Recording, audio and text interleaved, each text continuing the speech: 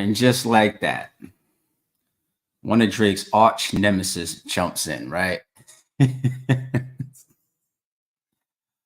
There's a couple things we got to talk about here. The song itself, how I feel like it being a part of this whole back and forth with Drake and Kendrick, because that's the main event, right? Everybody else is jumping in and keeping us entertained. So luckily we get in Future and Metro Boomin leaking tracks and Rick Ross on Instagram all day long. We damn near forgetting about Rick Ross's diss track. But that's keeping us entertained while it's the undercard, while we still waiting for the main event. There should be a shot clock on that, by the way. It's like we all waking up. It's like another day, no Kendrick, right? But in the meantime, Kanye joins the war. He says some interesting things in this interview. I want to talk about if I think this was a good move for Kanye, a bad move for Kanye. If I think the track, or the song or his verse on this makes sense. I want to talk about him supporting Diddy. I mean, did y'all catch the opening bars? I want to talk about that. And I also want to talk about the reasons why possibly some of these industry titans, like Kanye is an industry titan, Future is an industry titan, why some of these titans might be clicking up to try to get Drake out of here. Like we gotta figure some of this out. And I wouldn't be surprised if more details continue to come out during the course of this beef and back and forth, maybe in Kendrick verses, maybe in other people's verses. People like Kanye, who's extremely outspoken, count on Kanye to get in an interview or even be walking through the airport in front of somebody that's holding a camera like TMZ and spill you some shit that maybe we're not supposed to know about. I wonder if like even Future's like, man, why you out here talking about how we set this up and everything? But it's Kanye. It's Kanye, and he's revealing things about how it even came about, and what he thinks about Drake, and trying to expose him for his industry ties, his industry baby daddy. That was funny, and I want to say shout out to the channel Good Ass Leak. Right, they're the ones that had this interview with Kanye. I have the link of it in the description if you want to watch the full interview. But let's take a quick peek first at the song. Let's have just a small reaction to the song. I can't play most of it, of course. I don't know what's going to happen with the song, mess around and get copyrights and whatnot, but let's hear some of it. We had to get the hooligans up here. We're going to take this pussy nigga out. Yo, Dot, I got you. He was once. Right there. So that's the first thing to discuss. We're going to take this pussy nigga out. Yo, Dot, I got you. All right, so clear siding with Kendrick. Yo, Dot, I got you. And we gonna take this. So obviously you're on a song with Metro Boomin and Future, and so that we as a collective. So you're joining the Avengers, cool. But why would Kanye just take that position like that publicly? I mean, he could come out on his own and diss Drake or put out a song, but just like that, like Drake really is looking like Thanos out here, but he made it clear. It's even in the intro of the song. Oh my God! Hearing this verse on the download. Just a boy. Remember, we're gonna chop this up, man. I don't like playing people's music too much, but I love the beat change, and it sounds like it's like some cathedral cinematic. It sounds epic. It sounds big. Damn, it sounds better than the original. But all right. Sexually gay, nigga. Oh yeah. Oh my God. Can't stop, won't stop. I just fucked your bitch in the Sean John tank top.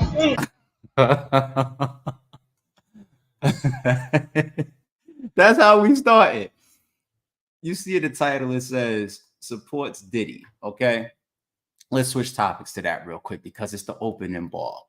The can't stop, won't stop. Obviously, it's a Diddy that take that. I thought I told you that we won't stop. I thought can't stop, won't stop. And then I just put your bitch in the Sean John tank top. I think that's very, very interesting. Now, everybody sees what Diddy's going through. Like you got the Cat Williams interview, you got this beef, and you got Diddy's lawsuits along with all of his wild accusations and whatnot. That's the biggest talk of this year. The Diddy news is like wild because it just continues to be like a snowball. People just keep joining in. People keep bringing up old references, showing old clips that look funny and wild behavior and whatnot. And the accusations just keep rolling out and rolling out and rolling out. Some of these people really are just gassing it. Some of these people are out here looking for money grabs. Some of these lawsuits possibly will be frivolous because it's like, okay, you settled with Cassie in 4.5 seconds. So let me see if I can get some bread too. So I got to take a lot of this shit with a grain of salt. But there is a lot of smoke. You know what they say about, where there's smoke, there's fire. There's a lot of smoke around Diddy. I just don't like to jump all the way out the window and just say all those accusations are legitimate.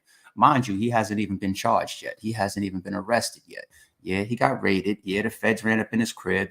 That's the process, collect all this shit, possibly been like collecting and speaking to people for years for all we know. Diddy could have been a target for how long for all we know. But the man hasn't been charged yet. And sometimes you are deserving of your day in court. You are deserving to allow your lawyers and even your friends, that's a topic within itself, help you come out with the actual truth. When we speak about Diddy's friends, you notice that, right? Diddy has a lot of powerful friends. You see how they're reacting to all the Diddy news that's coming out? The Jay-Z's, the French Montanas, the Fat Joes, all these people that have endorsed Ciroc and been Ciroc boys over and whatnot. And I haven't seen anything come out of them. I haven't seen them talk. I haven't seen them react. I haven't seen them, jump out there and even defend Diddy. And that's typically how it goes. You see that sometimes even in battle rap, right? These people that are close to him, they have certain associations with him. They have certain loyalties to him. And it's just like, I'm not sure. So let me just play back. That is the way to still be loyal and have integrity towards somebody that has those type of, allegations on them. You fall back a little bit. You know what I'm saying? And you watch. I don't see them jumping out and defending, nor do I see them jumping out and accusing Diddy, right? Where are your friends at? But the same thing with Ye, when we tie him in, jumping on a song like this. Ye is coming out of it. Probably some people say still in. He's coming out of a lot of controversy, man. He was attacked by a whole community and then some.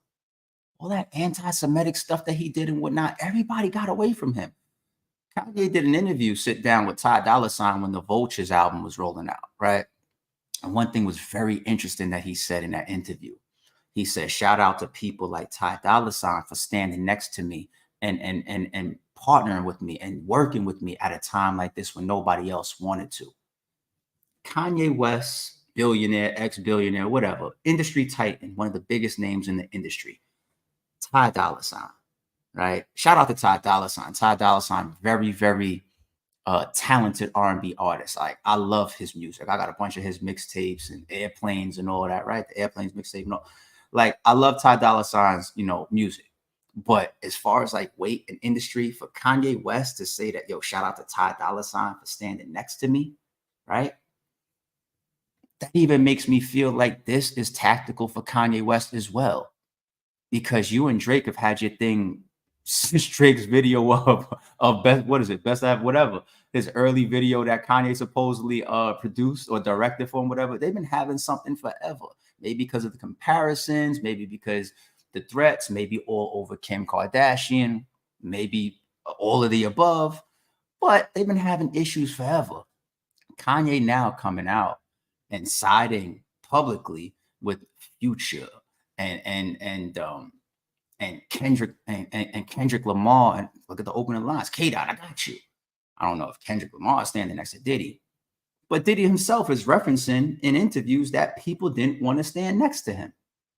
So you come out in a song like this when the enemy of the world is in Kanye right now. The whole world isn't on fire because he had these Semitic comments or whatnot on Drink Champs.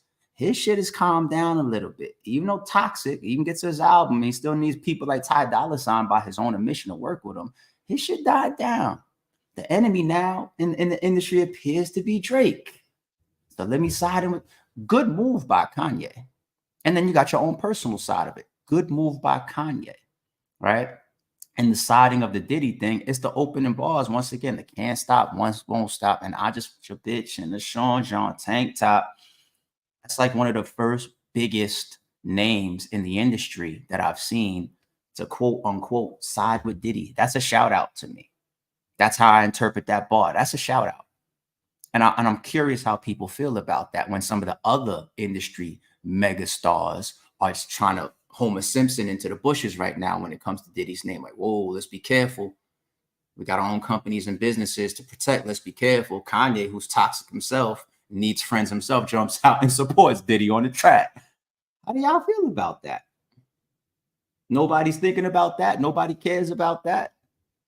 I think it's a good move for Kanye, but as far as Diddy, two people with a lot of shit around them, I don't know. Like, one of them could be damn near in the process of getting blackballed. One of them was just fighting a blackball. Interesting stuff. Treat a bad bitch like she average. Whoa. I treat a bad bitch like a fat bitch. She'll never let me get money again. Oh, it's fun. It's like fun bars that he's saying. I don't know if y'all really heard this whole track yet. I did. I'm not going to act like I didn't. I heard this whole track already, and I'll tell you how I feel about it before we get to the part where Kanye West starts his interview and he starts talking about his issues with Drake, because we're going to go to that in a second. But let me show y'all how I feel personally about Kanye's verse on this song, right? Let me show y'all how I feel about Kanye's verse on this song.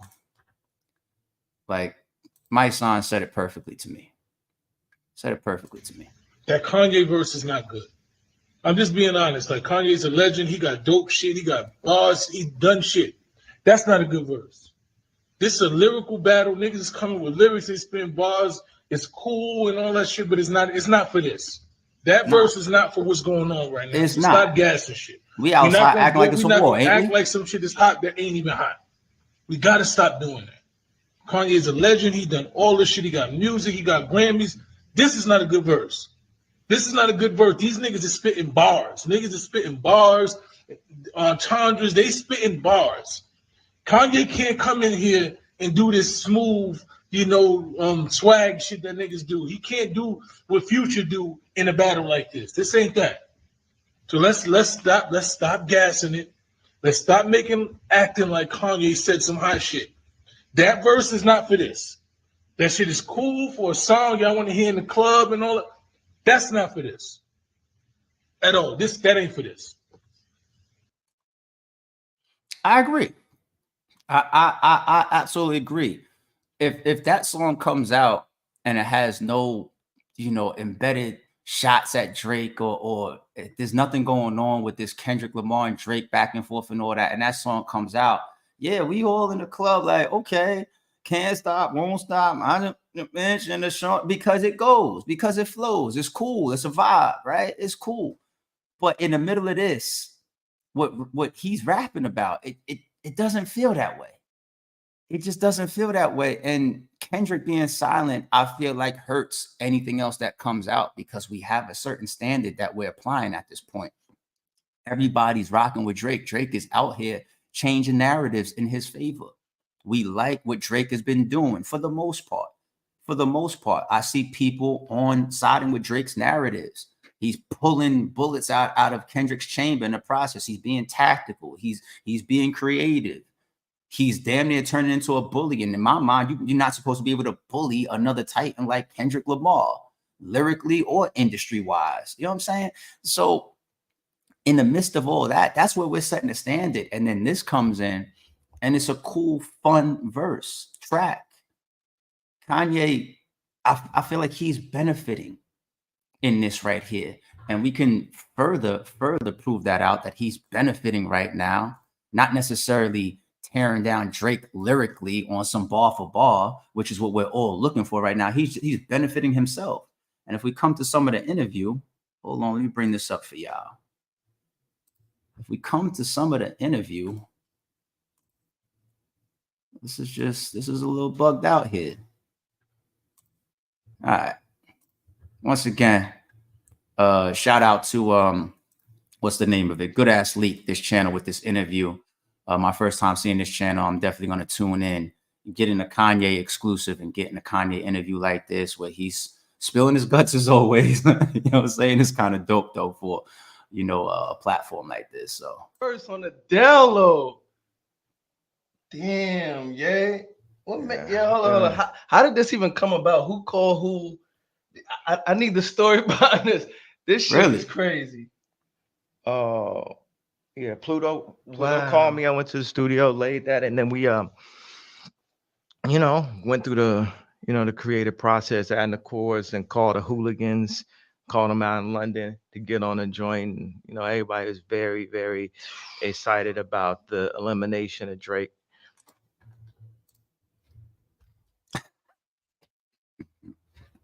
Like I said, leave it up to Kanye to give you a sound bite, dog. Everybody's excited about the elimination of Drake.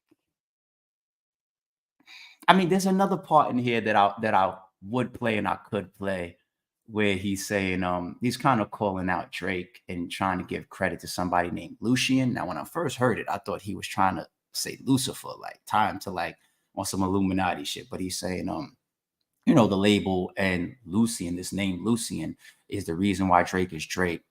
And the reason why I guess that Drake is being put in this position, getting the amount of attention and the amount of sales and views and whatnot that he gets. There's no doubt that Drake is a machine. And when you're a machine, machines join in to push the machine. So look at Kevin Hart, for example. There's multiple companies and sponsors and people that have stake in his success.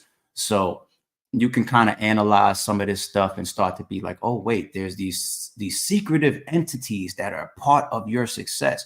Or you could just say that these are corporate structures because there's a moneymaker right there. And it's like branches to the tree. You know what I'm saying? That's what happens. All these different branches, some big, some small, some are the roots, and they push this money. They push these narratives. We hear all the time, some of these companies that get out here and they'll buy albums to influence the perception of first week sales and whatnot.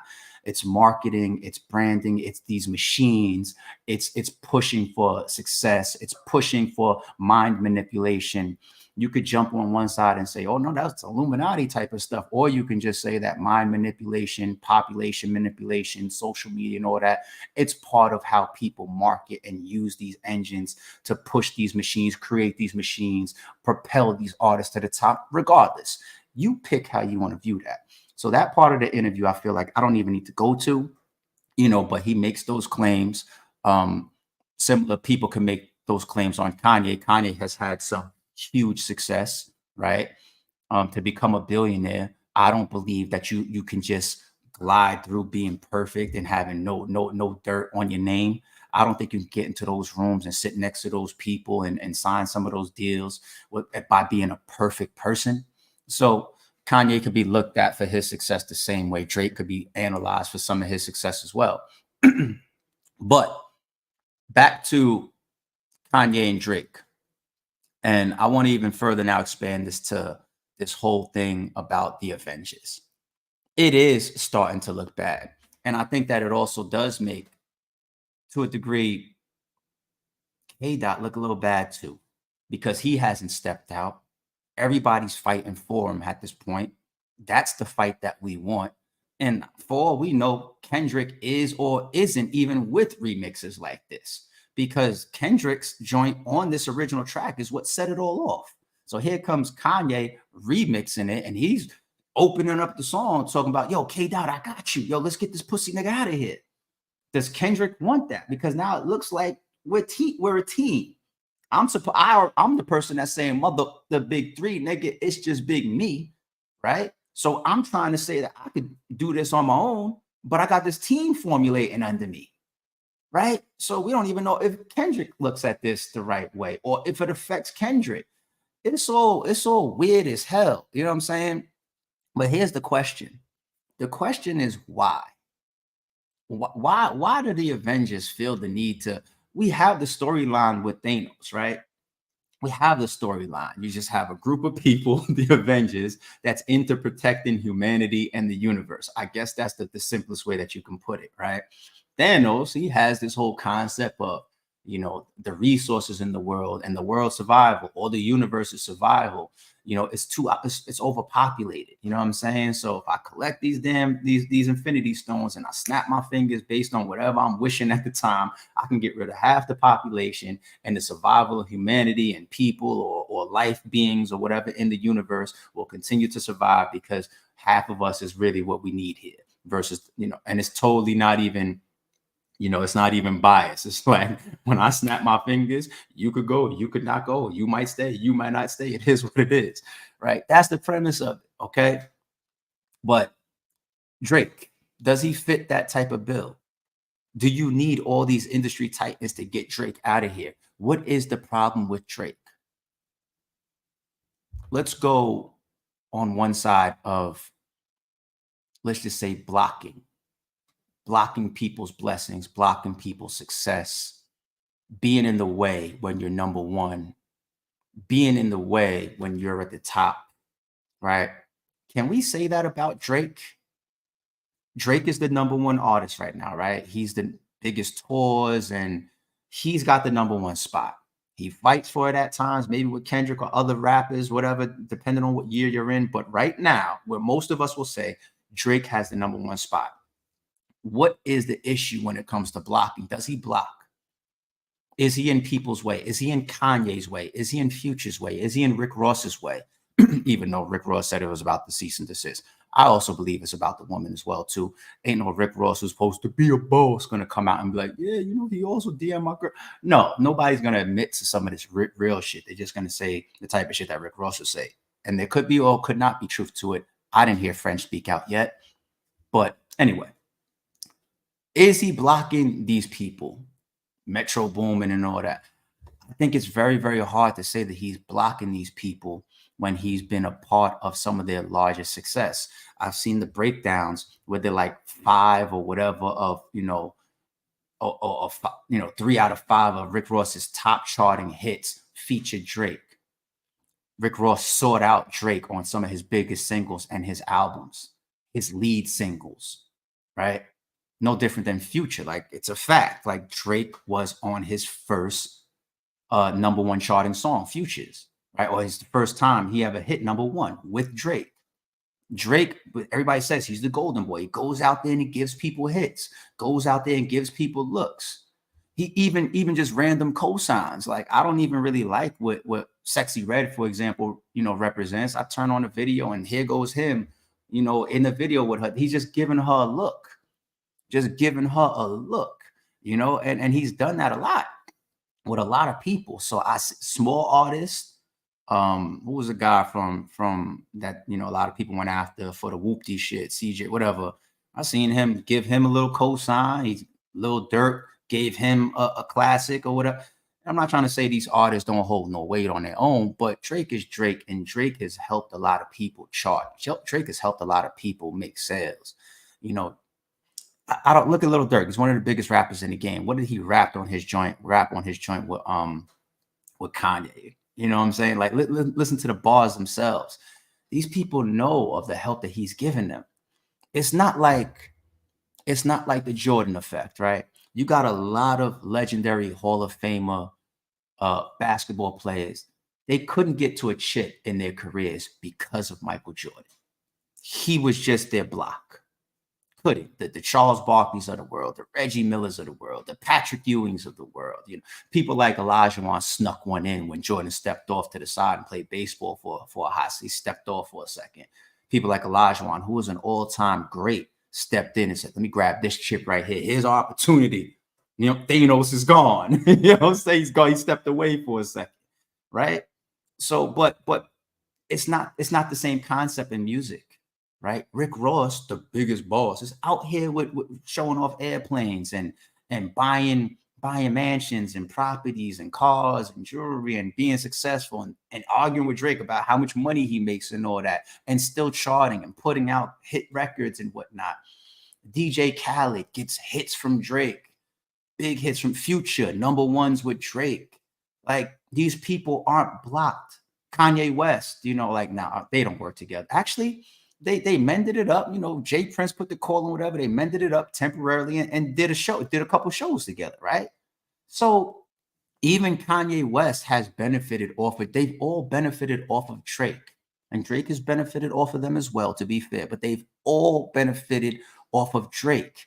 It's not like if you don't play for the Bulls, you dead out here. It's not like the NBA situation with Jordan.